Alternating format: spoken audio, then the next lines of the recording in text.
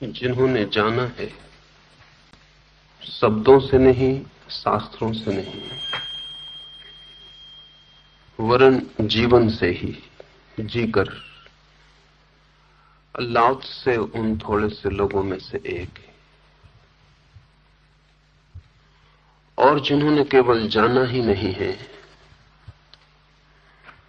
वरन जनाने की भी अथक चेष्टा की है, लाओ से उन और भी बहुत थोड़े लोगों में से एक है। लेकिन जिन्होंने भी जाना है और जिन्होंने भी दूसरों को जनाने की कोशिश की है, उनका प्राथमिक अनुभव यही है कि जो कहा जा सकता है वो सत्य नहीं है।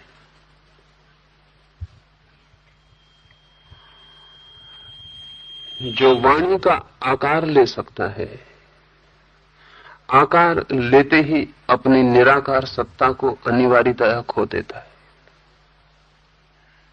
जैसे कोई आकाश को चित्रित करे तो आकाश कभी भी चित्रित नहीं होगा। जो भी चित्र में बनेगा निश्चित ही वो आकाश नहीं है। आकाश तो वो है जो सबको घेरे हुए है। चित्र तो किसी को भी नहीं घेर पाएगा। चित्र तो स्वयं ही आकाश से घिरा हुआ है। तो चित्र में बना हुआ जैसा आकाश होगा, ऐसे ही शब्द में बना हुआ सत्य होगा।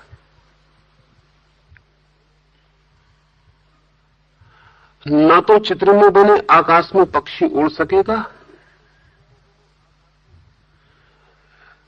न चित्र में बने आकाश में सूरज निकलेगा, न रात तारे दिखाई पड़ेंगे। चित्र का आकाश तो होगा मृत। कहने को ही आकाश होगा, नाम ही भर आकाश होगा। आकाश के होने की कोई संभावना चित्र में नहीं है। जो भी सत्य को कहने चलेगा, उससे पहले ही कदम पर जो बड़ी से बड़ी कठिनाई खड़ी हो जाती है वो ये कि शब्द में डालते ही सत्य असत्य हो जाता है। ऐसा हो जाता है जैसा वो नहीं है, और जो कहना चाहा था वो अनकहा रह जाता है, और जो नहीं कहना चाहा था वो मुखर हो जाता है।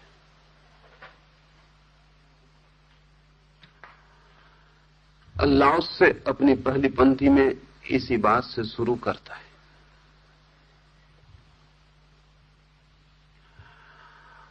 ताओ बहुत अनूठा शब्द है। उसके अर्थ को थोड़ा ख्याल में ले लें तो आगे बढ़ने में आसानी होगी। ताओ के बहुत अर्थ हैं। जो भी चीज जितनी गहरी होती है उतनी बहुअर्थी हो जाती है, और जब कोई चीज बहुआयामी मल्टी डायमेंशनल होती है तब स्वभावतः जटिलता और बढ़ जाती है। ताओ का एक तो अर्थ है पथ, मार्ग, दो वे। लेकिन सभी पथ बंधे हुए होते हैं। ताओ ऐसा पथ है जैसे पक्षी आकाश में उड़ता है। उड़ता है तब पथ तो निर्मित होता है, लेकिन बंधा हुआ निर्मित नहीं होता।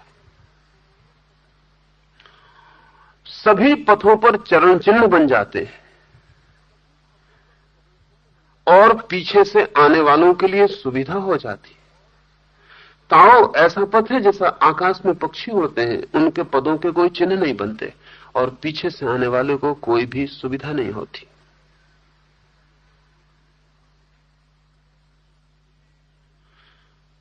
तो अगर ये ख्याल में रहे कि ऐसा पथ जो बंधा हुआ नहीं है, ऐसा पथ जिस पर चरण चिन्ह नहीं बनते, ऐसा पथ जिसे कोई दूसरा आपके लिए निर्मित नहीं कर सकता, आप ही चलते हैं और पथ निर्मित होता है, तो हम ताओ का अर्थ पथ भी कर सकते, दी वे भी कर सकते।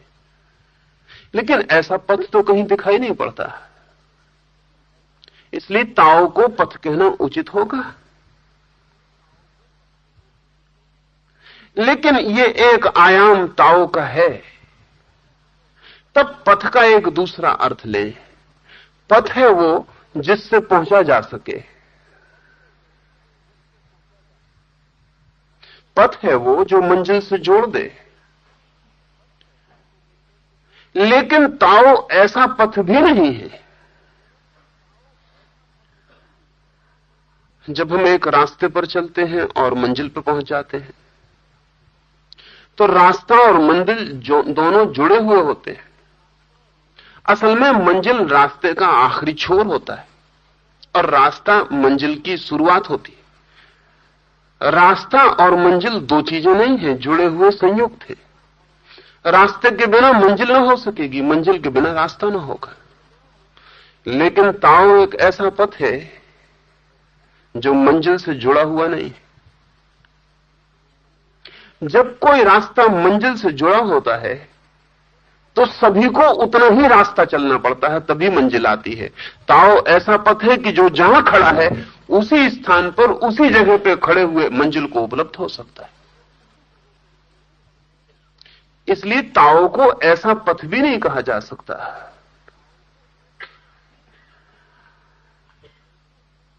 जहां खड़े हैं हम, जिस जगह जिस स्थान पर, वहीं से मंजिल मिल सके। और ऐसा भी हो सकता है कि हम जन्मों जन्मों चलें और मंजिल न मिल सके। तो ताओ जरूर किसी और तरह का पथ है। इसलिए एक तो पथ का अर्थ है कहीं गहरे में, लेकिन बहुत सी शर्तों के साथ। दूसरा ताओ का अर्थ है धर्म, लेकिन धर्म का अर्थ मजहब नहीं, रिलीजन नहीं। धर्म का वही अर्थ जो पुरातनतम ऋषियों ने लिया है। धर्म का अर्थ होता है वो नियम जो सभी को धारण किए हुए।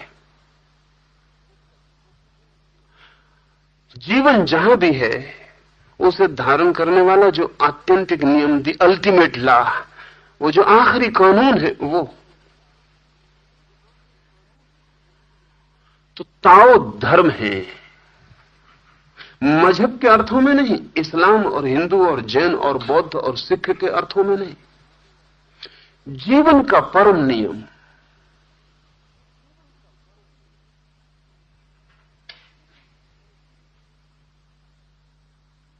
धर्म है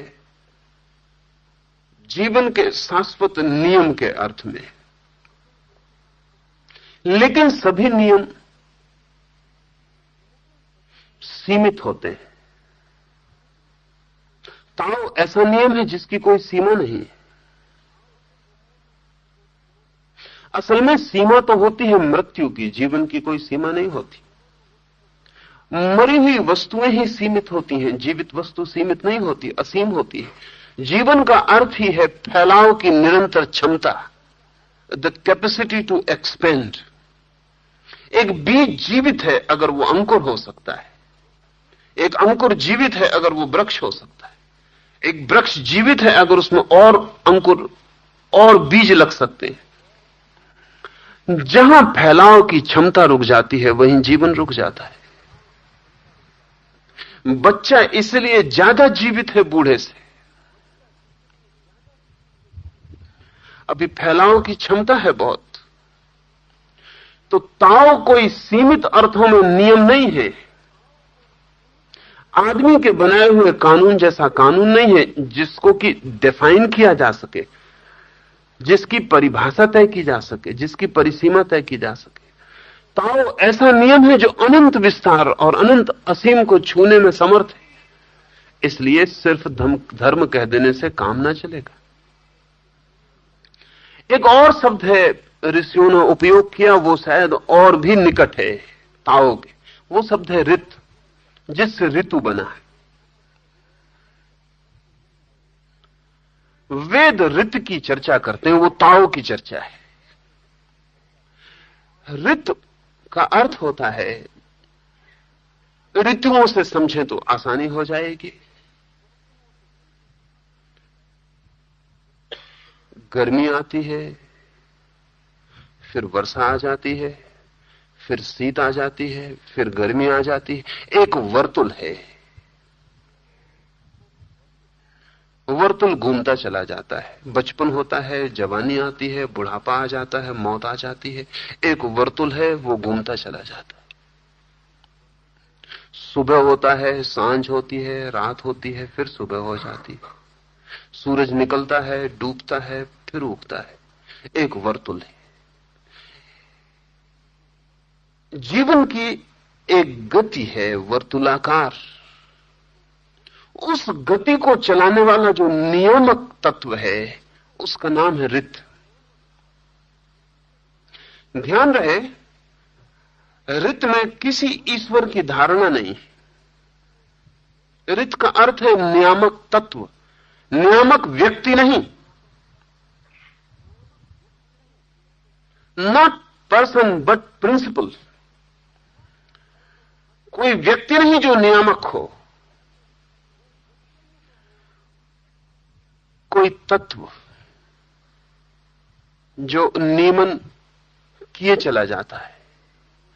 ऐसा कहना ठीक नहीं कि नियमन किए चला जाता है, क्योंकि इससे व्यक्ति का भाव पैदा होता है। नहीं, जिससे नियमन होता है, जिससे नियम निकलते हैं, ऐसा नहीं कि वो नियम देता है और व्यवस्था जुटाता है। नहीं, बस उससे नियम पैदा होते रहते हैं। जैसे बीज से अंकुर निकलता रहता है, ऐसा ऋत से ऋतुएं निकलती रहती हैं।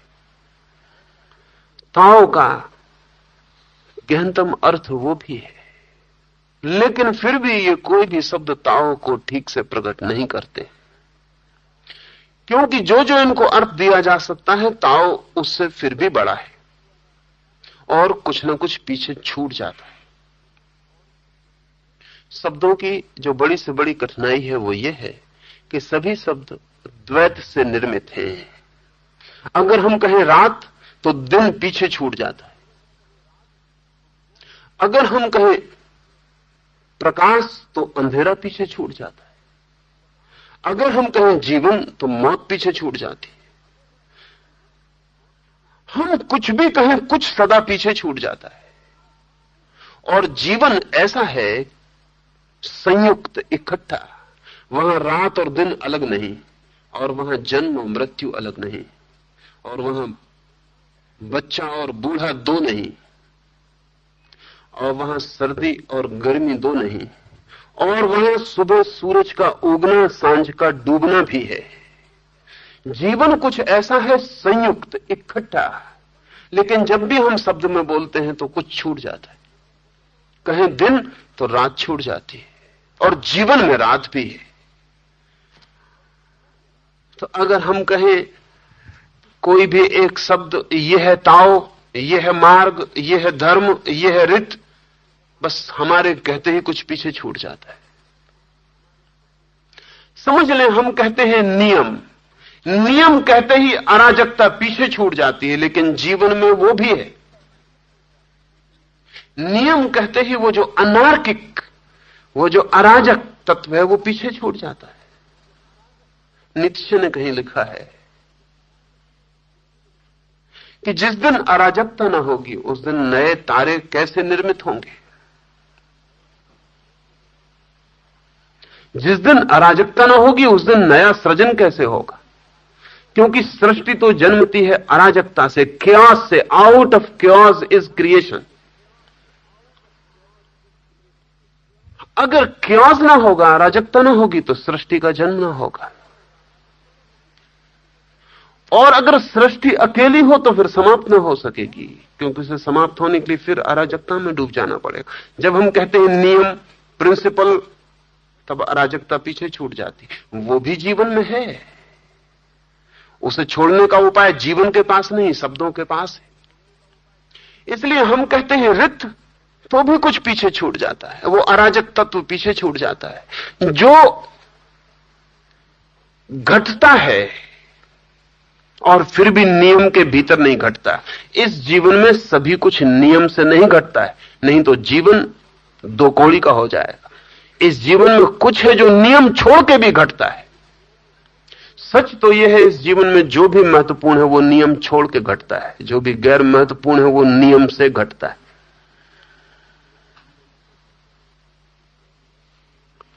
इस जीवन में जो भी गहरी अनुभूतियां हैं वे किसी नियम से नहीं आती, अकारण, अनायास, अनायाचित द्वार पर दस्तक दे देती हैं।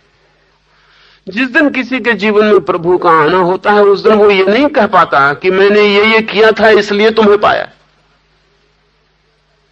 उस दिन वो यही कह पाता है कि कैसी तुम्हारी दया, कैसी तुम्हारी अनुकंपा, मैंने कुछ भी ना किया था, या जो भी किया था अब मैं जानता हूं उसे तुमसे पाने से कोई भी संबंध ना था। ये तुम्हारा आगमन कैसा, ये तुम आ कैसे गए?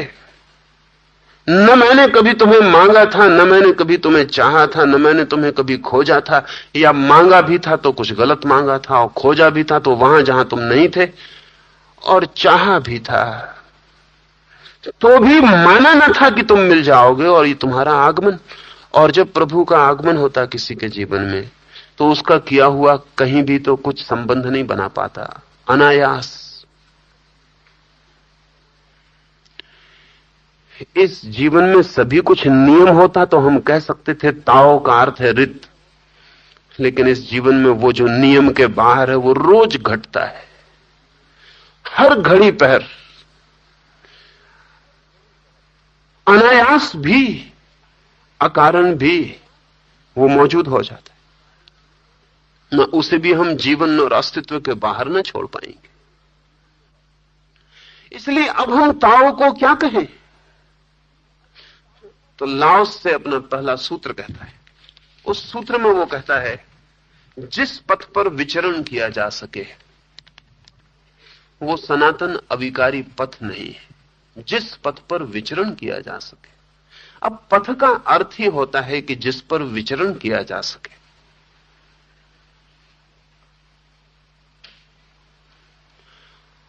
लेकिन लाओस से कहता है जिस पथ पर विचरण किया जा सके वो नहीं, जिस पर आप चल सकें वो नहीं। फिर अगर जिस पर हम चल ही ना सकें उसे पथ कहने का क्या प्रयोजन है? हम चल सकें तो ही पथ है। लाओस से कहता है जिस पथ पर विचरण किया जा सके वो सनातन अविकारी पथ नहीं है। बहुत सी बातें इस छोटे से सूत्र में है। एक, जिस पथ पर चला जा सके, जिस पर चलने की घटना घट सके उस पर पहुंचने की घटना न घटेगी। क्योंकि जहां हमें पहुंचना है वो कहीं दूर नहीं, यहीं और अभी है। अगर मुझे आपके पास आना हो तो मैं किसी रास्ते पर चल सकता हूं, लेकिन मुझे अपने ही पास आना हो तो मैं किस रास्ते पर चलूंगा? और जितना चलूंगा रास्तों पर उतना ही भटक जाऊंगा, अपने से दूर और दूर होता चला जाऊंगा। जो आदमी स्वयं को खोजने किसी रास्ते पर जाएगा वो अपने को कभी भी नहीं पा सकेगा। कैसे पा सकेगा? अपने ही हाथ से खोज के ही कारण वो अपने को खो देगा। जिसे स्वयं को खोजना है उसे तो सब रास्ते छोड़ देने पड़ेंगे, क्योंकि स्वयं तक कोई भी रास्ता नहीं जाता है। असल में स्वयं तक पहुंचने के लिए रास्ते की जरूरत ही नहीं है। रास्ते की जरूरत तो दूसरे तक पहुंचने के लिए। स्वयं तक तो वो पहुंच जाता है जो सब रास्तों से उतर के खड़ा हो जाता है। जो चलता ही नहीं वो पहुंच जाता है। तो लाओस से कहता है जिस पथ पर चला जा सके वो सनातन और अविकारी पथ नहीं है। दो बातें कहता है, वो सनातन नहीं है। असल में जिस रास्ते पर भी हम चल सकें वो हमारा ही बनाया हुआ होगा,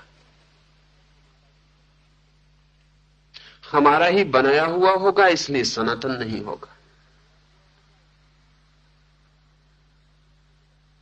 आदमी का ही निर्मित होगा, इसलिए परमात्मा से निर्मित नहीं होगा।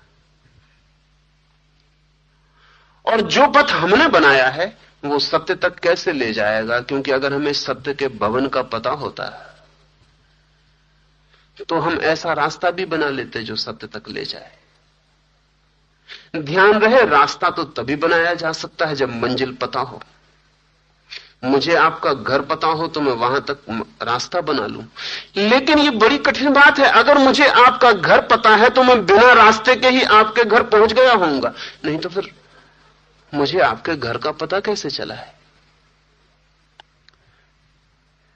इजिप्ट के पुराने सूफियों के सूत्रों का एक हिस्सा कहता है कि जब तुम्हें परमात्मा मिलेगा और तुम उसे पहचानोगे तब तुम जरूर कहोगे कि अरे, तुम्हें तो मैं पहले से ही जानता था। और अगर तुम ऐसा ना कह सकोगे तो तुम परमात्मा को पहचान कैसे सकोगे? Recognition is impossible. रिकॉग्निशन का तो मतलब ही यह होता है, अगर परमात्मा मेरे सामने आए और मैं खड़े होकर उससे पूछूं कि आप कौन हैं, तब तो मैं पहचान ना सकूंगा। और अगर मैं देखते ही पहचान गया कि प्रभु आ गए, तो उसका अर्थ है कि मैंने कभी किसी क्षण में किसी कोने से, किसी द्वार से जाना था, आज पहचाना। ये रिकॉग्निशन है।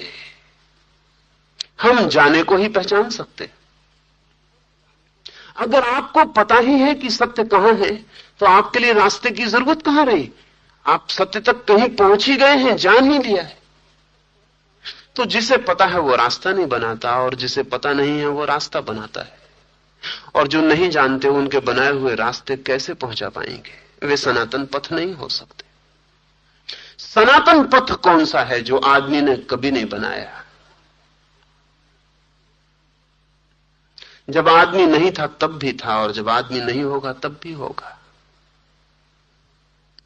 सनातन पथ कौन सा है? जिसे वेद के ऋषि नहीं बनाते, जिसे बुद्ध नहीं बनाते, जिसे महावीर नहीं बनाते, मोहम्मद, कृष्ण और क्राइस्ट जिसे नहीं बनाते। ज्यादा से ज्यादा उसके संबंध में कुछ खबर देते, बनाते नहीं। इसलिए ऋषि नहीं कहते कि हम जो कह रहे हैं वो हमारा है। कहते हैं ऐसा पहले भी लोगों ने कहा है, ऐसा सदा ही लोगों ने जाना है।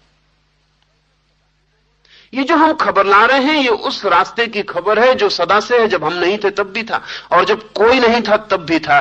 जब ये जमीन बनती थी और इस पर कोई जीवन न था तब भी था, और जब ये जमीन मिटती होगी और जीवन विसर्जित होता होगा तब भी होगा।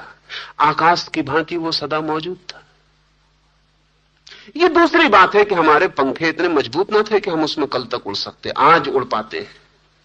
ये दूसरी बात है कि आज भी हम हिम्मत नहीं जुटा पाते और अपने घोंसले के किनारे पर बैठे रहते हैं, परों को तौलते रहते हैं और सोचते रहते हैं कि उड़े या न उड़े। लेकिन वो आकाश आपके उड़ने से पैदा नहीं होगा।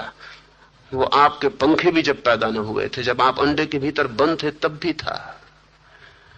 और आपके पास पंखे भी हों और आप बैठे रहें और न उड़े तो ऐसा नहीं कि आकाश नहीं है, आकाश है। आकाश आपके बिना है।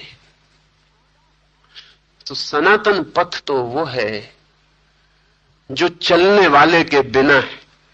अगर चलने वाले पर कोई पथ निर्भर है तो वो सनातन नहीं है। और जिस पथ पर भी चला जा सकता है वो विकारग्रस्त हो जाता है, क्योंकि चलने वाला अपनी बीमारियों को लेकर चलता है। इसे भी थोड़ा समझ लेना जरूरी है। जो बीमारियों के बाहर हो गया वो चलता नहीं, चलने की कोई जरूरत ना रही, वो पहुंच गया। जो बीमारियों से भरा है वो चलता है। चलता ही इसलिए है कि बीमारियां हैं, उनसे छूटना चाहता है। बीमारियों से छूटने के लिए ही चलता है। जिस रास्ते पे भी चलता है वहीं उसी रास्ते को संक्रामक करता है। जहां भी खड़ा होता है वहीं अपवित्र हो जाता है सब। जहां भी खोजता है वहीं और धुआं पैदा कर देता है। जैसे पानी में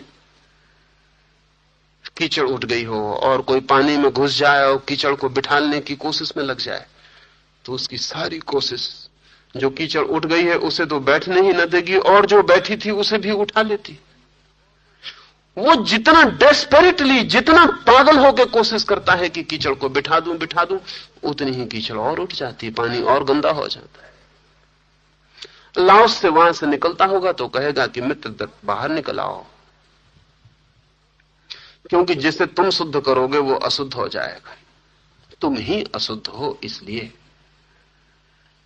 तुम कृपा करके बाहर निकल आओ। तुम पानी को अकेला छोड़ दो, तुम तट पर बैठ जाओ, पानी शुद्ध हो जाएगा। तुम प्रयास मत करो, तुम्हारे सब प्रयास खतरनाक हैं। वो पथ अविकारी नहीं हो सकता जिस पथ पर बीमार लोग चले, और ध्यान रहे सिर्फ बीमार ही चलते हैं। जो पहुंच गए, जो शुद्ध हुए, जिन्होंने जाना, वो रुक जाते, चलने का कोई सवाल नहीं रह जाता। असल में हम चलते ही इसलिए हैं कि कोई वासना हमें चलाती है। वासना अपवित्रता है। ईश्वर को पाने की वासना भी अपवित्रता है। मोक्ष पहुंचने की वासना भी अपनी दुर्गंध लिए रहती है।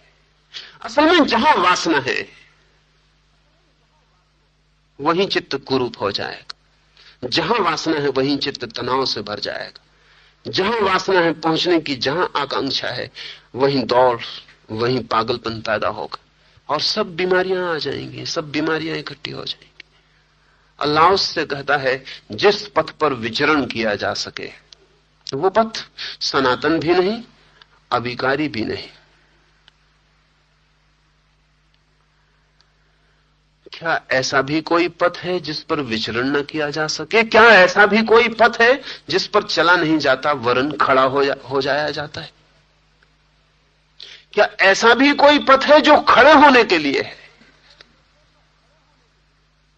कंट्राडिक्टरी मालूम पड़ेगा, उल्टा मालूम पड़ेगा। रास्ते चलाने के लिए होते हैं, खड़े होने के लिए नहीं होते। लेकिन ताओ उसी पथ का नाम है जो चला के नहीं पहुंचाता, रुका के पहुंचाता।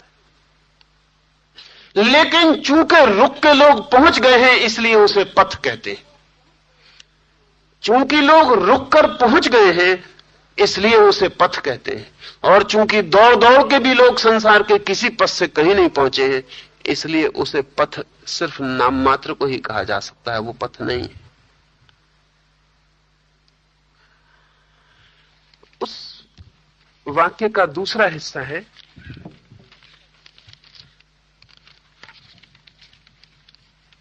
जिसके नाम का सुमिरन हो वह कालजयी एवं सदा एक रस रहने वाला नाम नहीं। The name which can be named, जिसे नाम दिया जा सके, जिसका सुमिरन हो सके, जिसे शब्द दिया जा सके, वो असली नाम नहीं। वो कालजयी, समय को जीत ले, समय के अतीत हो, समय जिसे नष्ट ना कर दे, वैसा वो नाम नहीं। इसे थोड़ा समझें। सभी चीजों को हम नाम दे देते हैं, सुविधा होती है नाम देने से, व्यवहार सुलभ हो जाता, संबंधित होना आसान हो जाता, विश्लेषण सुगम बन जाता है। नाम न दें तो बड़ी जटिलता, उलझन हो जाती है। नाम दिए बिना इस जगत में कोई गति नहीं। पर ध्यान रहे, जैसे ही हम नाम दे देते हैं वैसे ही उस वस्तु को जिसकी असीमता थी हम एक सीमित दरवाजा बना देते।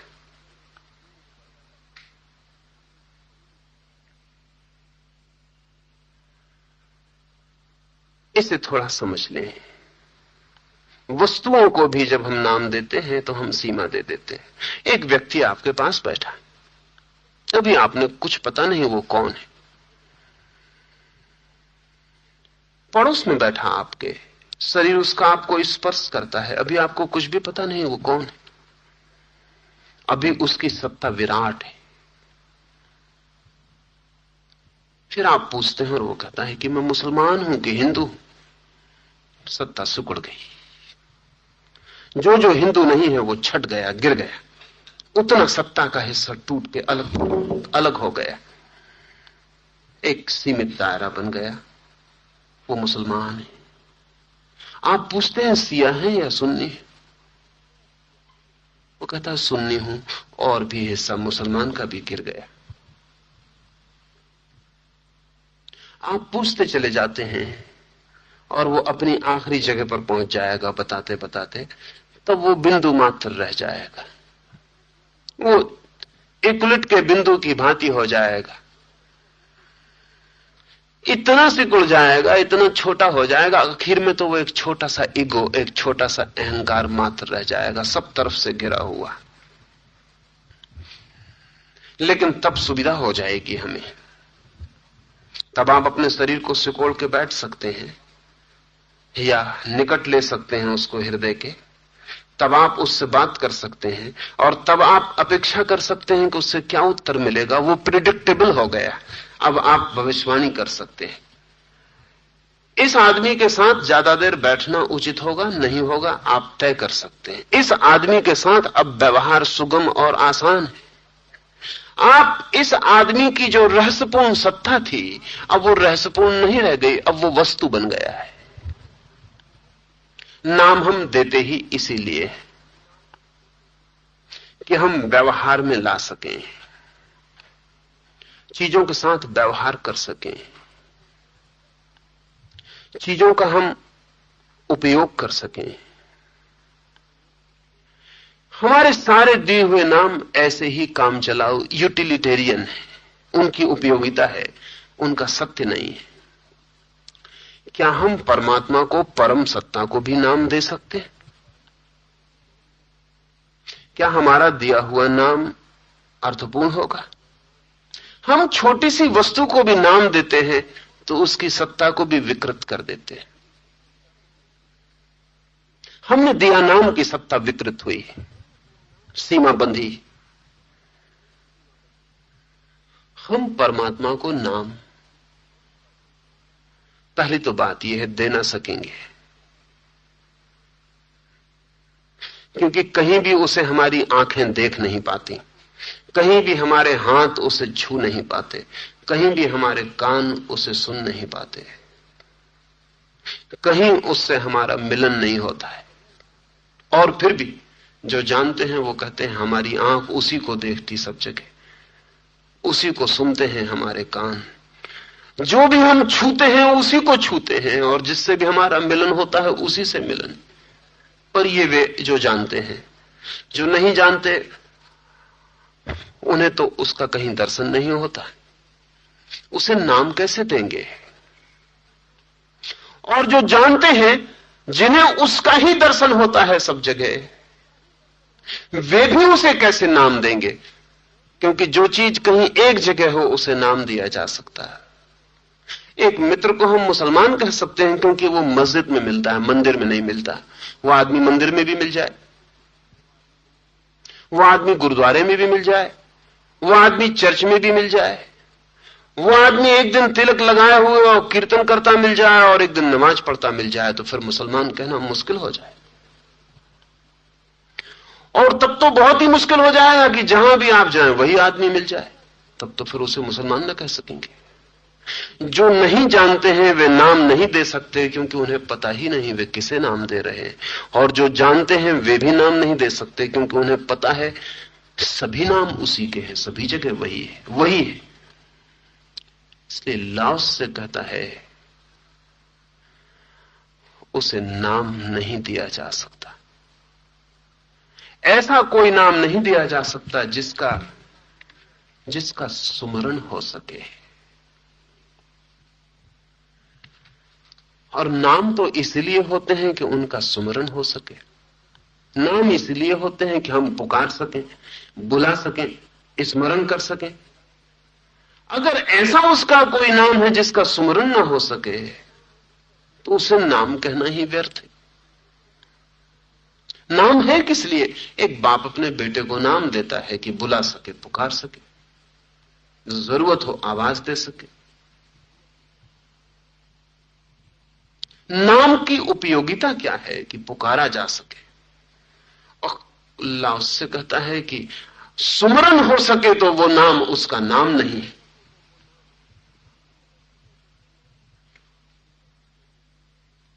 सुमरन के लिए तो लोगों ने नाम रखा है, कोई उसे राम कहता है, कोई उसे कृष्ण कहता है, कोई उसे अल्लाह कहता है। सुमरन के लिए तो नाम रखा है, इसलिए कि हम जो नहीं जानते उसकी याद कर सकें, उसे पुकार सकें। लेकिन हमें जिन्हें उसका पता ही नहीं है, हम उसका नाम कैसे रख लेंगे? और जो भी हम नाम रखेंगे वो हमारे संबंध में तो खबर देगा, उसके संबंध में कोई भी खबर नहीं देगा। जब आप कहते हैं हमने उसका नाम राम रखा है, तो उससे खबर मिलती है कि आप हिंदू घर में पैदा हुए, और कुछ भी नहीं। इससे उसका नाम पता नहीं चलता। आप कहते हैं हम उसका नाम अल्लाह मानते हैं, इससे इतना ही पता चलता है कि आप उस घर में बड़े हुए हैं जहां उसका नाम अल्लाह माना जाता रहा है। इससे आपके बाबत पता चलता है, इससे उसके संबंध में कुछ भी पता नहीं चलता। और इसलिए तो अल्लाह को मानने वाला राम को मानने वाले से लड़ सकता है।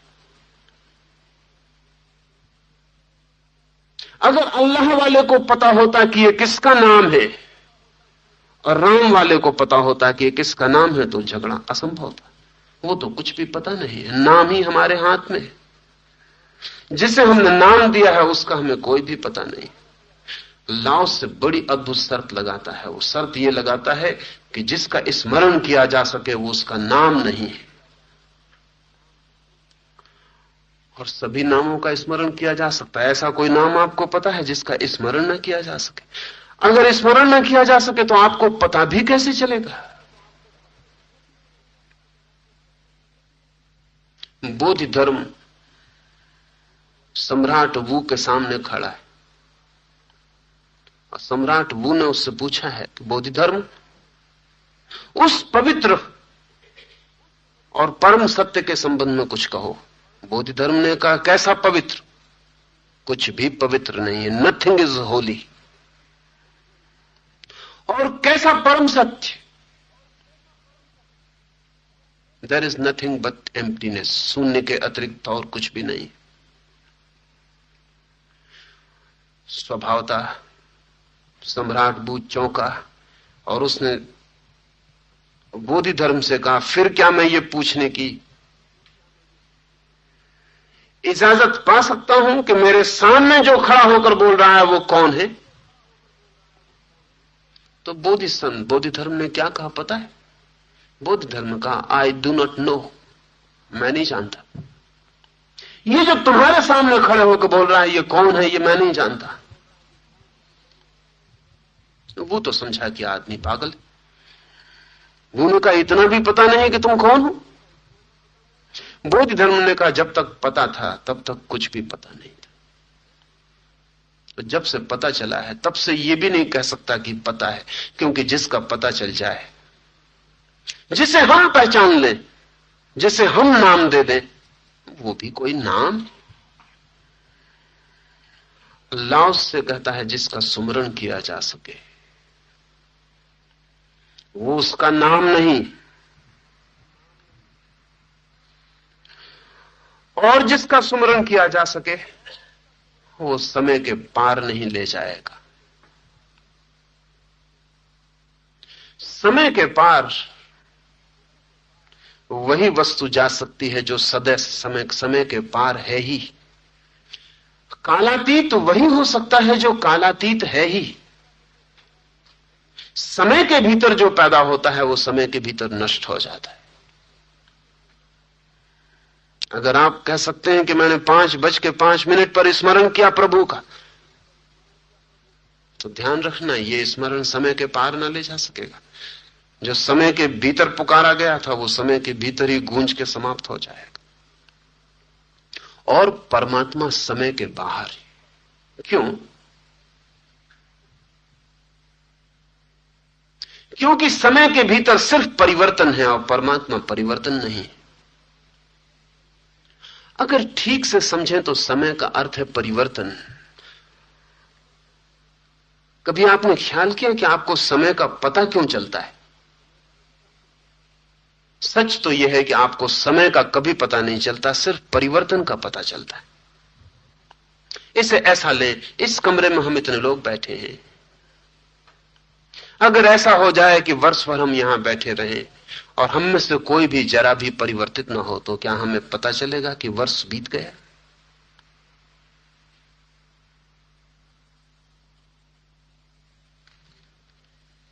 कुछ भी परिवर्तित ना हो, एक वर्ष के लिए यह कमरा ठहर जाए,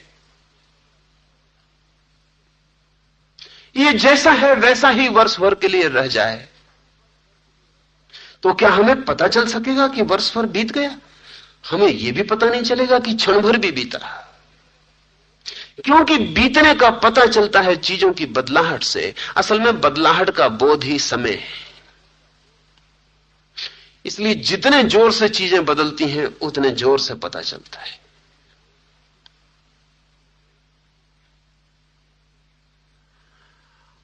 आपको दिन का जितना पता चलता है उतना रात का नहीं पता चलता।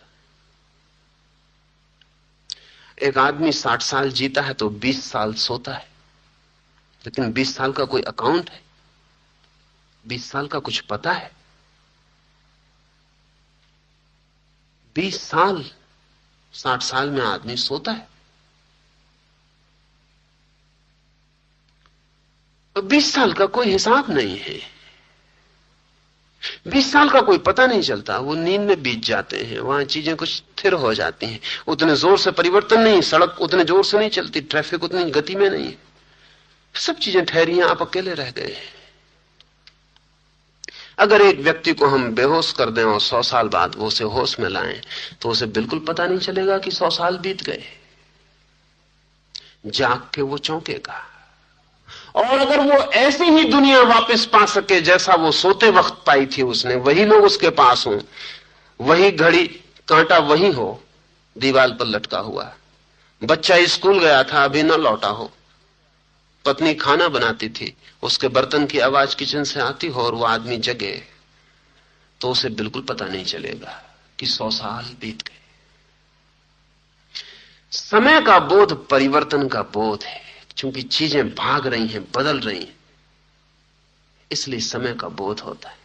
इसलिए जितने जोर से चीजें बदलने लगती उतनी टाइम कॉन्शियसनेस, समय का बोध बढ़ने लगता है। पुरानी दुनिया में समय का इतना बोध नहीं था, चीजें स्थिर थी, करीब करीब वही थी। बाप जहां चीजों को छोड़ता था बेटा वहीं पाता था, और बेटा फिर चीजों को वहीं छोड़ता था जहां उसने अपने बाप से पाया था। चीजें स्थिर थी। अब कुछ भी वैसा नहीं है, जहां कल था आज नहीं होगा, जहां आज है कल नहीं होगा, सब बदल जाएगा। इसलिए समय का भारी बोध, एक एक पल समय का कीमती मालूम पड़ता है। समय में जो भी पैदा होगा वो परिवर्तित होगा ही।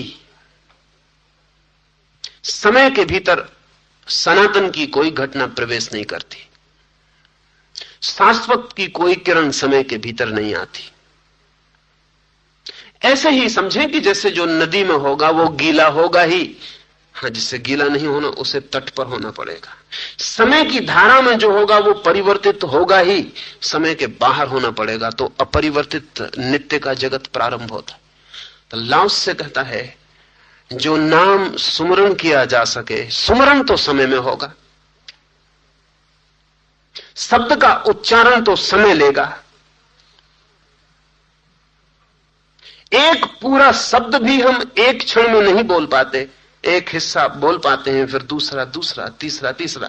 जब मैं बोलता हूं समय, तब भी समय बह रहा है। सा बोलता हूं और हिस्से में, मां बोलता हूं और हिस्से में, या बोलता हूं और हिस्से में। हेराक्लुत ने कहा है, you can not step twice in the same river. एक ही नदी में दोबारा नहीं उतर सकते हो, क्योंकि जब दोबारा उतरने आओगे तब तक नदी तो बह गई होगी। हेराक्लुती भी बहुत कंजूसी से कह रहा है, सच तो यह है, one can not step even once in the same river. क्योंकि जब मेरे पैर का तलवा पानी की ऊपर की धार को छूता है, नदी भागी जा रही, और जब मेरा तलवा थोड़ा सा प्रवेश करता है तब नदी भागी जा रही है। जब मैं नदी को स्पर्श करता हूं तब नदी में पानी और था, और जब मैं नदी की तलहटी में पहुंचता हूं तब पानी और है। एक बार भी नहीं छू सकता। और नदी तो ठीक ही है, जब नदी को मैं छू रहा हूं तो नदी ही बदल रही होती तो भी ठीक था, जो पैर छू रहा है वो भी उतनी ही तेजी से बदला जा रहा है। नहीं, नदी में दोबारा उतरना तो असंभव है, एक बार भी उतरना असंभव है। इसलिए नहीं कि नदी बदल रही है, इसलिए भी कि नदी में उतरने वाला भी बदल रहा है। जब नदी की पहली सतह पर मैंने पैर रखा था तो मेरा मन और था, और जब नदी की आधी सतह पर मैं पहुंचा था तो मेरा मन और हो गया, और जब तलहटी में मेरा पैर पड़ा तब मेरा मन और था। नहीं, इतना ही नहीं कि शरीर बदल रहा है, मेरा मन भी बदला जा रहा है। बुद्ध कहते थे, अनेक बार कोई आता तो बुद्ध कहते, उससे जाते वक्त ध्यान रखना, तुम जो आए थे वही वापस नहीं लौट रहे हो। अभी घड़ी भर पहले वो आदमी आया था। चौंक जाते थे लोग और कहते थे, क्या कहते हैं आप? बुद्ध कहते थे, निश्चित ही तुमने सुना, मैंने कहा, इतने में भी सब बदल गया है।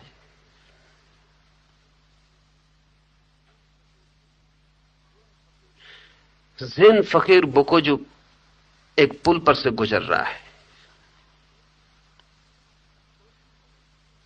साथी है एक साथ में। वो साथी बोकोजू से कहता है, देखते हैं आप, नदी कितने जोर से बही जा रही। बोकोजू कहता है, नदी का बहना तो कोई भी देखता है मित्र, जरा गौर से देख, पुल भी कितने जोर से बहा जा रहा है, द ब्रिज। आदमी चौंक के चारों तरफ देखता है, ब्रिज तो अपनी जगह खड़ा है, पुल कहीं बहते हैं, नदियां बहती हैं।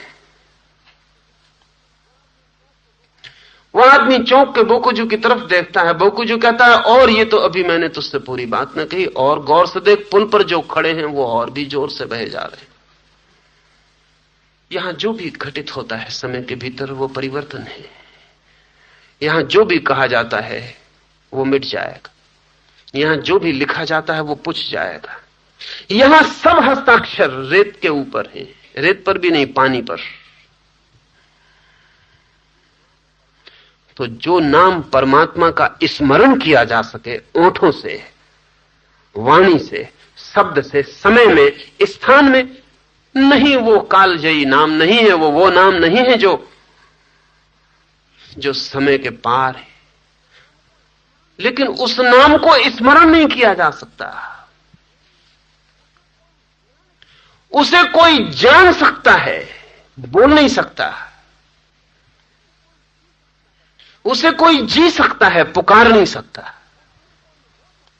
उसमें कोई हो सकता है, लेकिन अपने ओंठों पर, अपनी जीभ पर उसे नहीं रख सकता।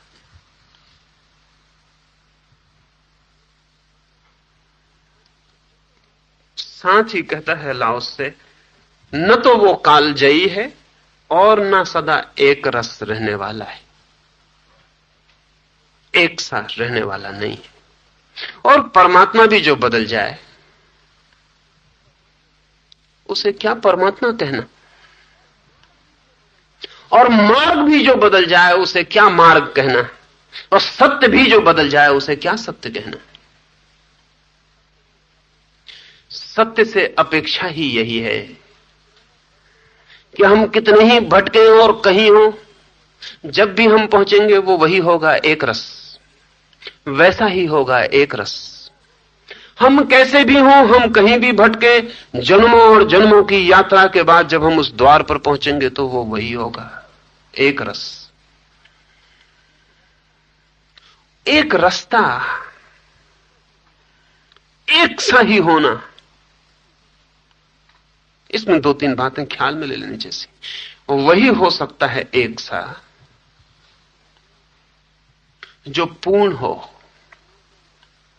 जो अपूर्ण हो वो एक सा नहीं हो सकता, क्योंकि अपूर्णता के भीतर गहरी वासना पूर्ण होने की बनी रहती, वही तो परिवर्तन करवाती है। नदी कैसे एक जगह रुकी रहे, उसे सागर से मिलना है, भागती है। आदमी कैसे एक जगह रुका रहे, उसे न मालूम कितनी वासनाएं पूरी करनी, न मालूम कितने सागर। मन कैसा एक सा बना रहे, उसे बहुत दौड़ना है, बहुत पाना है। एक रस तो वही हो सकता है जिसे पाने को कुछ भी नहीं, पहुंचने को कोई जगह नहीं। वही जो पहुंच गया वहां हो गया, वही जिसके आगे और कोई होना नहीं, या जो है सदा से वही। ध्यान रहे, एक रस का अर्थ है पूर्ण। पूर्ण में दूसरा रस पैदा नहीं होता। नसरुद्दीन के संबंध में एक मजाक बहुत जाहिर है।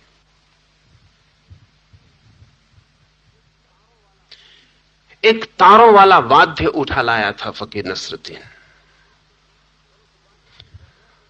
पर उस वाद्य की गर्दन पर एक ही जगह उंगली रख के और रगड़ता रहता था तारों को। पत्नी परेशान हुई।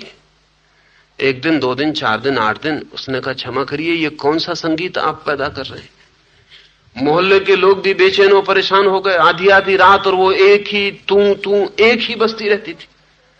आखिर सारे लोग इकट्ठे हो गए, कहा, नसरुद्दीन अब बंद करो। बहुत देखे बजाने वाले, तुम भी एक नए बजाने वाले मालूम पड़ते। हमने बड़े बड़े बजाने वाले देखे, आदमी हाथ को इधर उधर भी सरकाता है, कुछ और आवाज भी निकालता है। ये क्या तुम एक ही लगाए रखते हो, सिर पका जा रहा, मोहल्ला छोड़ने का विचार कर रहे, या तो तुम छोड़ दो या हम। मगर इतना तो बता दो कि तुम जैसा बुद्धिमान आदमी और ये एक ही आवाज, ऐसा तो हमने कोई संगीतज्ञ नहीं देखा। नसरुद्दीन ने कहा कि वो लोग अभी ठीक स्थान खोज रहे हैं, मैं पहुंच गया हूं। नीचे ऊपर हाथ फिरा के ठीक जगह खोज रहे हैं कि कहां ठहर जाएं। हम पहुंच गए, हम तो वही बजाएंगे, मंजिल आ गई। ये मजाक था नसरुद्दीन का, लेकिन वो आदमी, उस आदमी ने बड़े गहरे और कीमती मजाक किए। अगर परमात्मा कोई स्वर बजाता होगा तो एक ही होगा, हाथ उसका इधर उधर न सरकता होगा। वहां कोई धारा न बहती होगी, वहां कोई परिवर्तन न होगा। लाओस से कहता है, एक रस नहीं है वो जो हम बोल सकते हैं, जो आदमी उच्चारित कर सकता है, वो उसका नाम नहीं।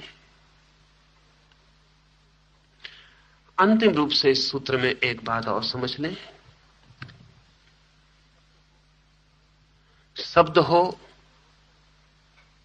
नाम हो, सब मन से पैदा होते हैं।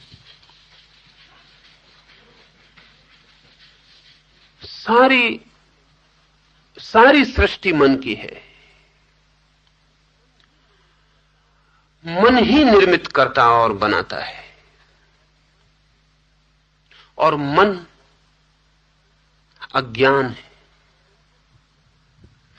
मन को कुछ भी पता नहीं, लेकिन जो मन को पता नहीं है, मन उसको भी निर्मित करता है। निर्मित करके एक तृप्ति हमें मिलती है कि अब हमें पता है। अगर मैं आपसे कहूं आपको ईश्वर का कोई भी पता नहीं है तो बड़ी बेचैनी पैदा होती। लेकिन मैं आपसे कहूं, कह रहे आपको बिल्कुल पता है, आप जो सुबह राम राम जपते हैं वही तो है ईश्वर का नाम। मन को राहत मिलती है।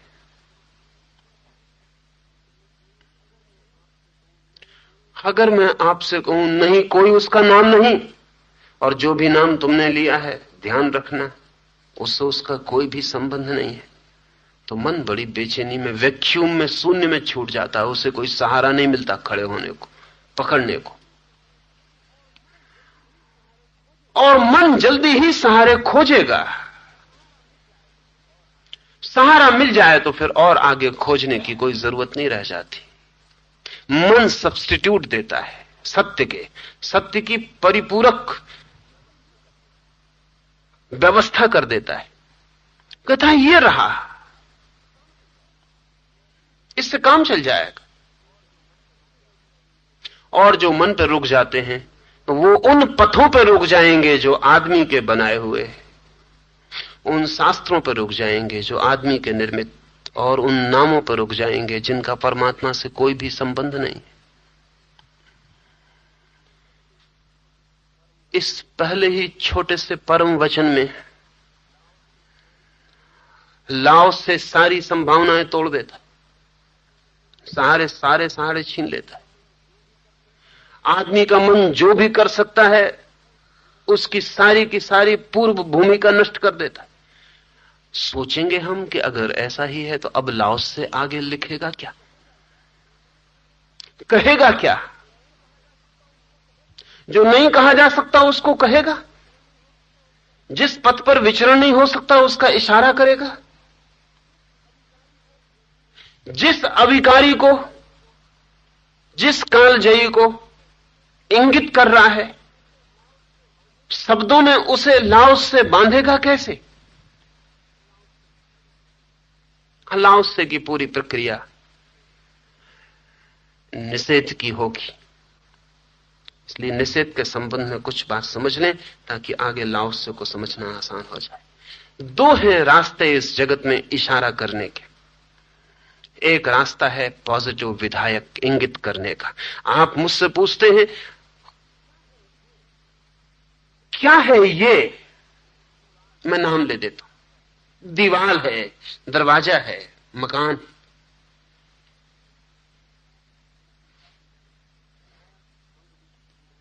विधायक अंगुली सीधा ही इशारा कर देती है, डायरेक्ट। ये रहा। आप पूछते थे दरवाजा कहां है, ये है। आप पूछते थे दिया कहां है, ये है। लेकिन अंगुलियों से जिस तरफ इशारे किए जा सकते वे क्षुद्र ही हो सकती हैं चीजें। विराट की तरफ अंगुलियों से इशारे नहीं किए जा सकते। क्षुद्र की तरफ इशारा अंगुली से किया जा सकता है, ये है। कोई पूछता है परमात्मा कहां है तो नहीं कहा जा सकता ये है। परमात्मा की तरफ इशारे उंगलियों से नहीं करने पड़ते, सब उंगलियां बांध के मुट्ठी बंद करके करने पड़ते हैं कि ये है। जब मुट्ठी बांध के कोई कहता है ये है तो उसका मतलब है इशारा कहीं भी नहीं जा रहा, नो वेयर गोइंग। किसी तरफ है ऐसा नहीं कह सकते क्योंकि सब तरफ है।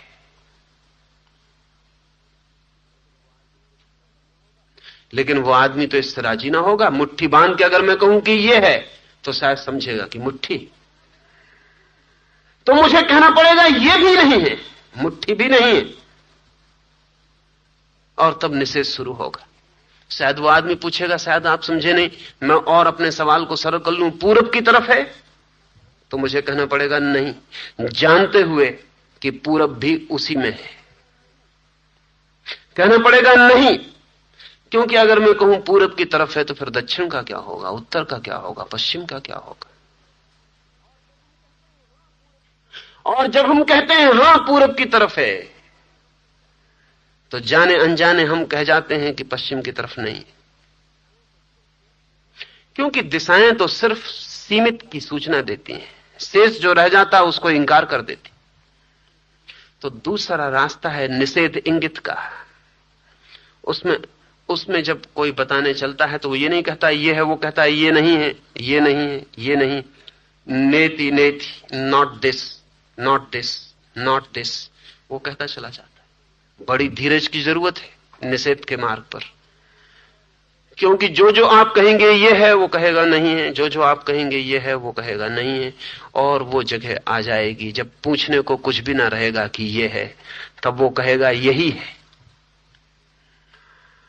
जैसे आप कमरे में मुझसे पूछने चले और आपने टेबल पकड़ी और कुर्सी पकड़ी और दीवार पकड़ी और मैं इंकार करता गया और कमरे की सब चीजें चुक गईं और आपने मुझे पकड़ा और मैं इंकार किया और आपने आपको पकड़ा और मैं इंकार किया और इंकार करने को कुछ भी ना बचा।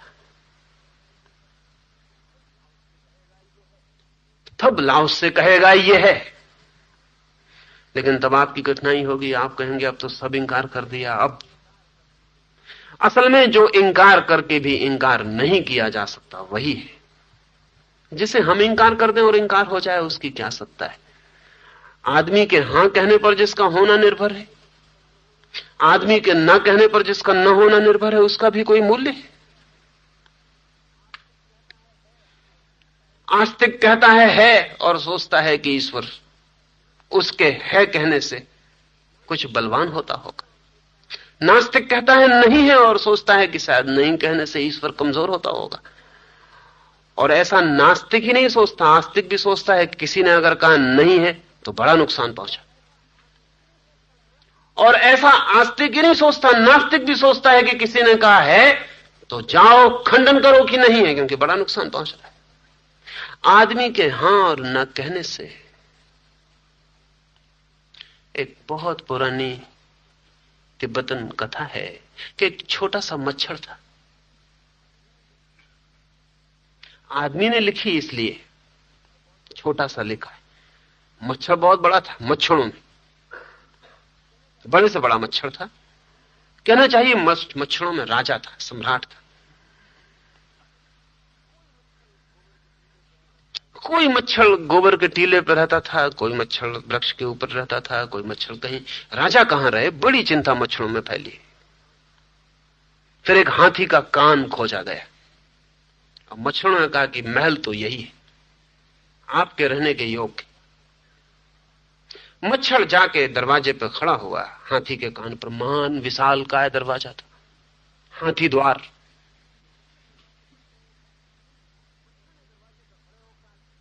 मच्छर ने दरवाजे पर खड़े होकर कहा कि सुन ए हाथी, मैं मच्छरों का राजा, फला फला मेरा नाम, आज से तुझ पे कृपा करता हूं और तेरे कान को अपना निवास स्थान बनाता। जैसा कि रिवाज था, मच्छर ने 3 बार घोषणा की, क्योंकि ये उचित नहीं था कि किसी के भीतर निवास बनाया जाए और खबर न की जाए। हाथी खड़ा सुनता रहा। मच्छर ने सोचा ठीक है, मौनम सम्मति लक्षणम, वो सम्मति देता है, मौन है।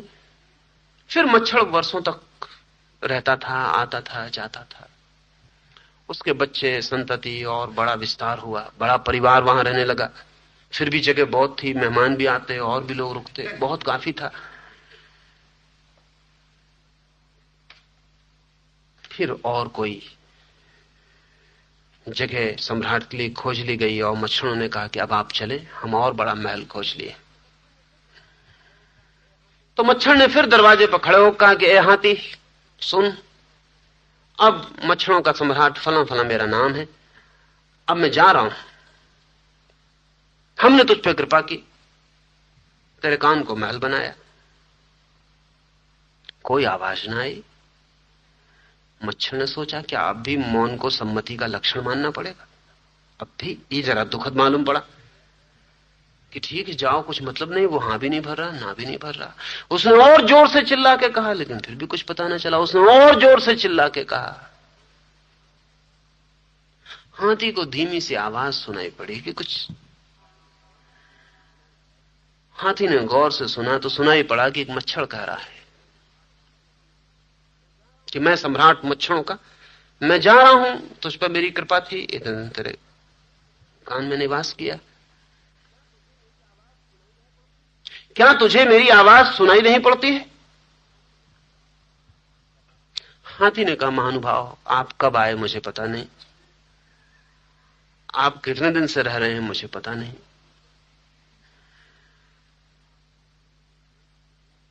आप आइए, रहिए, जाइए, जो आपको करना हो करिए, मुझे कुछ भी पता नहीं।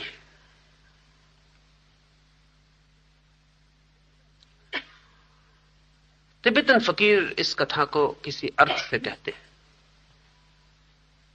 आदमी आता है, दर्शन, फिलोसॉफी, धर्म, मार्ग, पथ, सत्य, सिद्धांत, शब्द निर्मित करता है।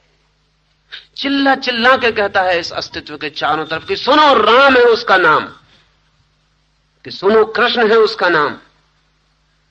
आकाश चुप है, उस अनंत को कहीं कोई खबर नहीं मिलती। हाथी ने तो मच्छर को आखिरी में सुन भी लिया, क्योंकि हाथी और मच्छर में कितनी फर्क हो, कोई क्वालिटेटिव फर्क नहीं है, क्वांटिटी का फर्क है, मात्रा का फर्क है। हाथी जरा बड़ा मच्छर, मच्छर जरा छोटा हाथी। कोई ऐसा गुणात्मक भेद नहीं है कि दोनों के बीच चर्चा ना हो सके, हो सकती है, थोड़ा कठिनाई पड़ेगी। मच्छर को बहुत जोर से बोलना पड़ेगा, हाथी को बहुत गौर से सुनना पड़ेगा, लेकिन घटना घट सकती, असंभव नहीं। लेकिन अस्तित्व और मनुष्य के मन के बीच कोई इतना भी संबंध नहीं। न हम आते हैं तब उसे पता चलता है कि हमने बैंड बाजे बजा के घोषणा कर दी कि मेरा जन्म हो रहा है, न हम मरते हैं तब उसे पता चलता है। हम आते हैं और चले जाते हैं, पानी पर खींची रेखा की भांति बनते हैं और मिट जाते हैं। लेकिन इस थोड़ी सी देर में जबकि रेखा बनने और मिटने के बीच में थोड़ी देर बचती है, उतनी थोड़ी देर में हम न मालूम कितने शब्द निर्मित करते हैं, उस बीच हम न मालूम कितने सिद्धांत निर्मित करते हैं, उस बीच हम न मालूम कितने शास्त्र बनाते हैं, संप्रदाय बनाते हैं, उस बीच हम मन का पूरा जाल फैला देते हैं। लाओस से उस जाल को काटेगा। नेति नेति उसके कहने का ढंग है। असल में जिनको परम के संबंध में कुछ कहना हो, परम के संबंध में कुछ कहना हो, तो उन्हें कहना ही पड़ेगा कि उस संबंध में कुछ नहीं कहा जा सकता, और फिर कहने की कोशिश करनी पड़ेगी, और वो कोशिश यही होगी कि ये नहीं है, ये नहीं है। वो पथ जिस पर विचरण किया जा सके, नहीं वो नहीं है। वो शब्द जिसका स्मरण किया जा सके, नहीं वो नहीं है। और आप भाषा की भूल में मत पड़ जाना, क्योंकि जिसका स्मरण किया जा सके वही है नाम, और तो कोई नाम हम बोल नहीं सकते। और जिस पे विचरण किया जा सके उसी को तो हम पथ कहते हैं, और किसी पथ को तो हम जानते नहीं। अगर इसको बिल्कुल ठीक से रख दिया जाए तो बहुत हैरानी होगी। वो हैरानी ये होगी कि अगर इसको ऐसा कहा जाए, जो भी पथ है वो पथ नहीं, जो भी नाम है वो नाम नहीं, तो आपको समझ में सीधा अर्थ इतना ही है। That which is a way is not a way at all.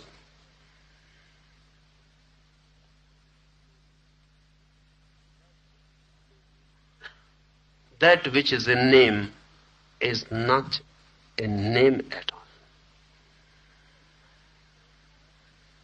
यही कह रहा है वो यही कह रहा है, पहुंचना हो तो पथ से बचना, नहीं तो भटक जाओगे।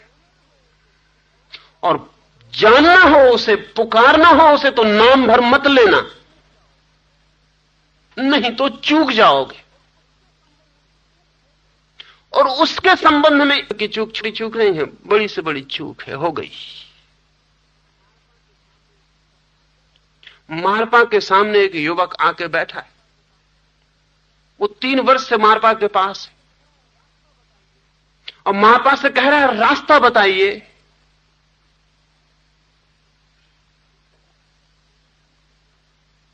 कुछ उसका पता ठिकाना बताइए, कुछ नाम हो तो बोलिए।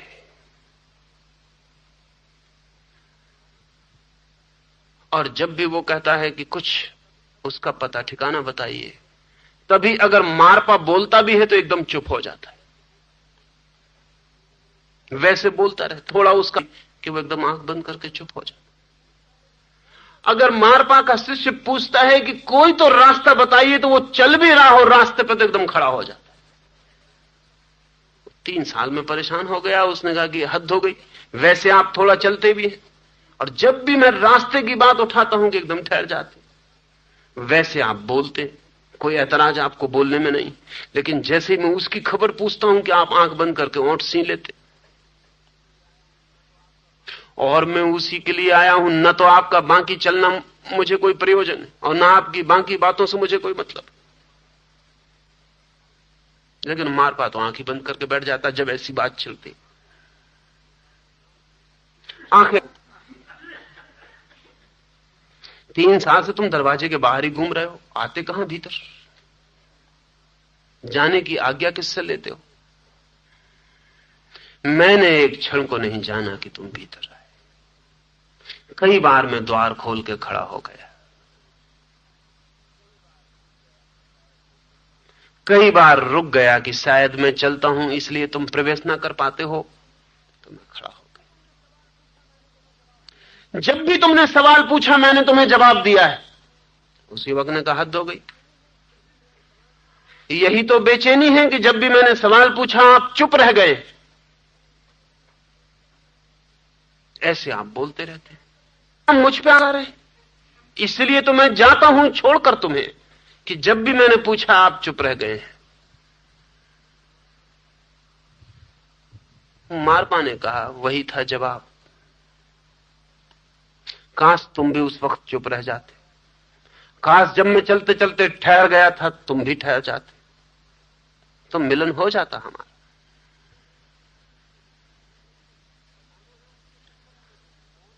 बताना है उसके संबंध में तो मौन होना पड़ता है, चलाना है उसके संबंध में किसी को तो खड़े हो जाना पड़ता है। उल्टी दिखती हैं बातें,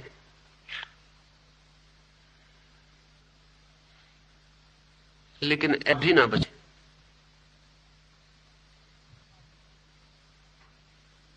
खालीपन रह जाए, और खालीपन ही निर्विकार है।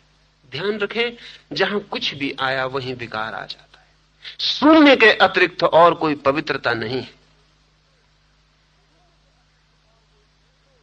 शून्य के अतिरिक्त और कोई निर्दोष इनोसेंट स्थिति नहीं है। जरा सा कंपन एक विचार का कि नरक के द्वार खुल जाते, जरा सा एक रेखा का खिंच जाना मन में और संसार निर्मित हो जाता है। जरा सी वासना की कौंध, मंजिल नहीं जाना है, न कुछ पहुंचना है, न कुछ पाना है, ऐसी जब कोई स्थिति बनती है तब ताव प्रकट होता है, तब मार्ग प्रकट होता है, तब वो नाम सुना जाता है, तब वो अविकारी और सनातन नियम बोध में आता है। वो नियम अराजकता जिसके विपरीत नहीं है, वो नियम जो अराजकता को भी अपने गर्भ में समाये हुए है। किसी को भी पूछना हो सवाल तो पूछ ले, और कोई भी सवाल, क्योंकि सब सवाल एक से हैं, कुछ भी पूछ ले।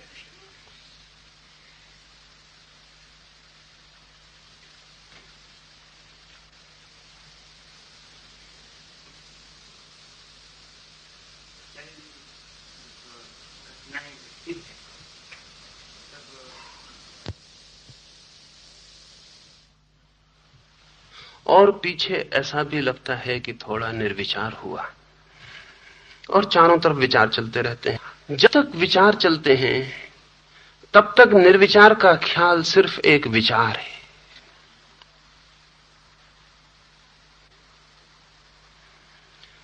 जब तक विचार चलते हैं तब तक निर्विचार का ख्याल सिर्फ एक विचार है। वो भी एक विचार है कि मैं निर्विचार हूं और इधर विचार चल रहे हैं और मैं निर्विचार हूं। क्योंकि मैं निर्विचार हूं, इसकी स्थिति तो तभी स्मरण में आएगी जब विचार नहीं चल रहे होंगे। और मजे की बात यह है कि ये जब स्थिति बनेगी तब ये ख्याल भी नहीं रहेगा कि मैं निर्विचार हूं, क्योंकि निर्विचार बीमारी खबर देता है। इसलिए अक्सर बीमार आदमी स्वास्थ्य की बात करते हुए देखे जाते, स्वस्थ आदमी नहीं, बीमार आदमी।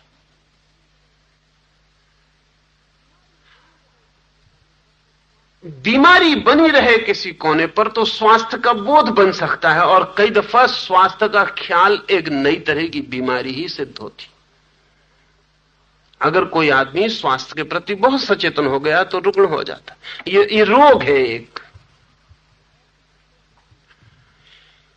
तो ऐसी घटना घटती है जबकि आप मन से सोच सोच के, सुन सुन के, समझ समझ के ये आकांक्षा मन में बना कि मैं निर्विचार हो जाऊं। अब ध्यान रखें, निर्विचार होने को कभी वासना नहीं बनाया जा सकता, पर बनती। असल में मन की तरकीब ही यही है कि आप कुछ भी कहो वो उसको वासना में निर्मित कर देता है। वो कहता मोक्ष चाहिए, मोक्ष में बड़ा आनंद है, मोक्ष चाहिए, मोक्ष की कोशिश करो, खोजो, मिल जाएगा। अब मोक्ष की खोज शुरू हो गई, और जिस मोक्ष को मन खोजता है वो मोक्ष नहीं है। असल में जहां मन नहीं होता वहां मोक्ष है, इसलिए मन का खोजा हुआ मोक्ष तो मोक्ष नहीं हो सकता। निर्विचार की बात सुनते सुनते मन में बैठ जाता है निर्विचार होना चाहिए। ध्यान रखें, निर्विचार होना चाहिए ये एक विचार है, पर ये आपके पास क्या है? निर्विचार होना ये एक विचार है। सिर्फ निर्विचार होना है इसलिए विचार नहीं है, इस भूल में पड़ने की कोई जरूरत नहीं है। This is a mode of thought, to be thoughtless. ये एक प्रकार हुआ विचार का। अब अगर इस विचार पे आप जिद देके पड़ जाएं तो मन आपको दूसरा धोखा देगा। वो कहेगा कि देखो भीतर तो निर्विचार है, आसपास विचार घूम रहे हैं, आर पार चल रहे हैं विचार, मैं तो बाहर खड़ा हुआ हूं।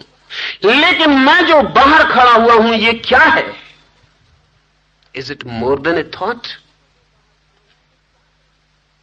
ये जो मैं बाहर खड़ा हूं ये क्या है? जो कालजयी है, वो शांति नहीं जिसका कोई नाम नहीं है। ना इससे एक शांति मिलेगी जो कि मन को सदा मिलती है जब भी वो अपनी किसी वासना को पूरा कर लेता है। ये एक वासना थी मन में कि निर्विचार हो जाऊं। ये विचार बीच में खड़ा हो गया कि मैं निर्विचार हूं, मन को बड़ी तृप्ति मिलती है कि देखो मैं निर्विचार भी हो गया। और मन बड़ा कुशल है,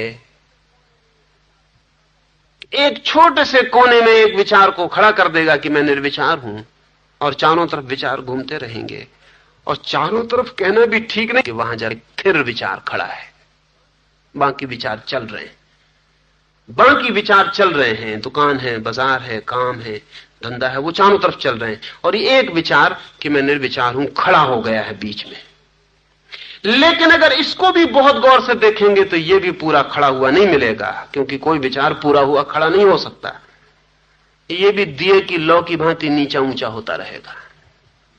एक क्षण को लगेगा हूं, एक क्षण को लगेगा नहीं हूं, एक क्षण को लगेगा अरे ये तो विचार भीतर घुस गए, एक क्षण को लगेगा मैं फिर बाहर हूं, एक क्षण को लगेगा मैं फिर खो गया। ये बस ऐसा ही होता रहेगा। ये क्योंकि कोई भी विचार परिवर्तन के बाहर नहीं हो सकता। ये विचार भी नहीं कि मैं निर्विचार हूं, ये भी डोलता रहेगा। हो गया, आप वापस पहुंच गए गहनतम नरक में। ये एक विचार करीब करीब वैसे काम करता है जैसा बच्चे लूडो का खेल खेलते हैं, चढ़ते हैं, बड़ी मुश्किल लगाते हैं, नसनियां, सीढ़ियां, और फिर एक सांप के मुंह पे पड़ते हैं और सड़क के नीचे सांप की पूंछ पर आ जाते हैं।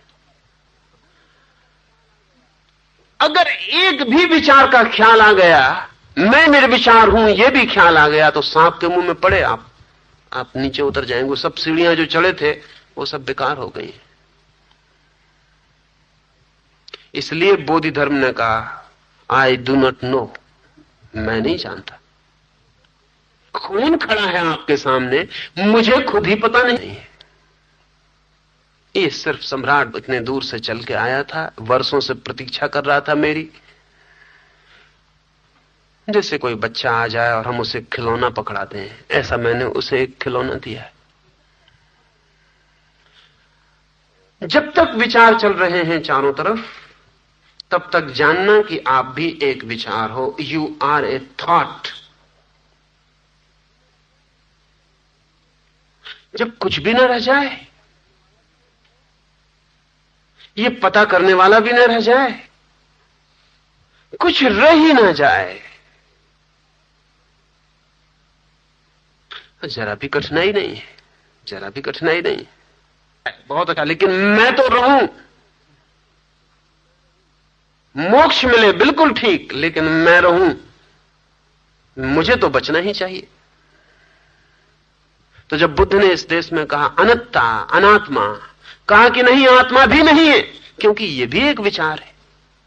इसे समझे थोड़ा।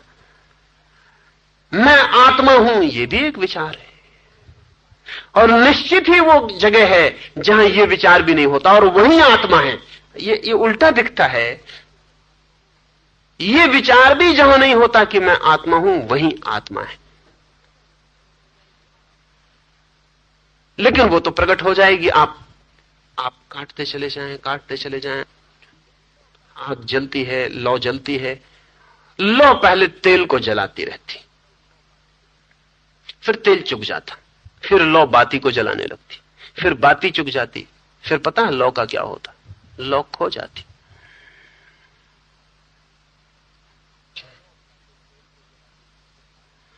लौ पहले तेल को जला देती, फिर बाती को जला देती, फिर स्वयं को जला लेती। विचार को छोड़ दें, विचार काट डालें, फिर स्वयं को भी छोड़ दें, फिर विचारों को काट डाला, स्वयं को भी छोड़ दिया, ये भी छोड़ दें, तब कुछ नहीं बचता। एक निर्विकार भाव अवस्था, एक निर्विकार शेष रह जाता है, जहां मैं का भंवर नहीं बनता। पानी में भंवर बनते देखे होंगे, जोर चक्कर से भंवर बनता है, और भंवर की एक खूबी होती है, आप कुछ भी डाल दो तो वो भंवर उसको फौरन खींच के घुमाने लगता है।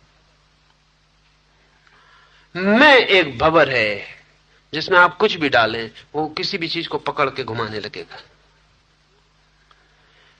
इस निर्विचार निरअहंकार स्थिति में कोई भंवर नहीं रह जाता, कोई घूमने की स्थिति नहीं रह जाती, और तब ताओ का अनुभव है, तब धर्म का, या बुद्ध जिसे धम्म कहते थे, नियम का, ऋषि जिसे रित कहते रहे, का जो कालजयी है, जो सदा एक रस है, जो केवल स्वयं है। जीसस के एक भक्त ने, तरतुलियन से कोई पूछता है कि जीसस के संबंध को समझाओ, कुछ हमें उदाहरण दो जिससे पता चले कि जीसस कैसे थे।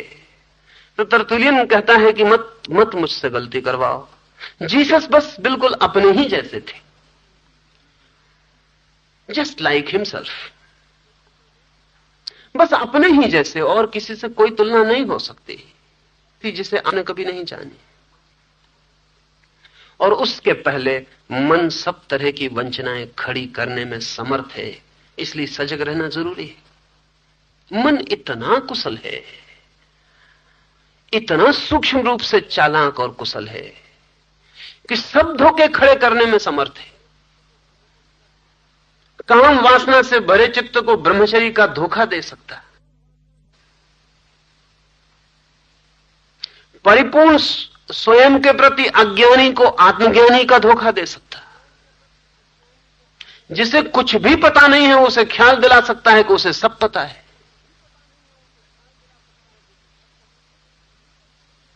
जो नहीं मिला है उसकी भी खबर दे सकता है कि मिल गया है।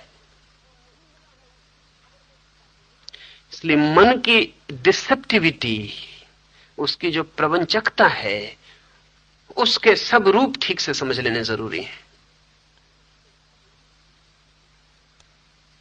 200 मील चल के मुझे यह बताने आओगे कि मैं शांत हूं, और अगर इसके लिए आए हो तो बात खत्म हो गई, धन्यवाद। परमात्मा करे कि तुम सच में ही शांत हो, लेकिन एक दफा बाहर जाके फिर सो जाओ। युवक बाहर जाता है और तभी वहां को कहता है बाहर जाने की कोई जरूरत नहीं, लौट आओ, क्योंकि अगर अभी इतना भी अशांति बाकी है कि सोचना है कि शांत हूं या नहीं, वापस आ जाओ। तुम्हारी झिझक ने सब कुछ कह दिया। तुम सोचने जा रहे हो बाहर कि देख शांत हूं या नहीं, ये काफी अशांति है। वहां को कहता रुको, पता चाहे कि विचार चल रहा है, तब तक तुम जानना कि मन ने अपने 2 हिस्से किए, एक हिस्सा विचार चलाने वाला और एक हिस्सा एक विचार का कि मैं विचार नहीं हूं, मैं निर्विचार हूं। ये मन का ही द्वैत है।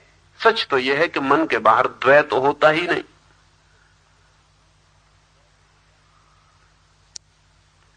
मन के बाहर अद्वैत हो जाता है, और अद्वैत का कोई बोध नहीं होता। ऐसा बोध नहीं होता कि तुम कह सको ऐसा है, ज्यादा से ज्यादा तुम इतना ही कह सकोगे ऐसा नहीं है, ऐसा नहीं है, ऐसा नहीं।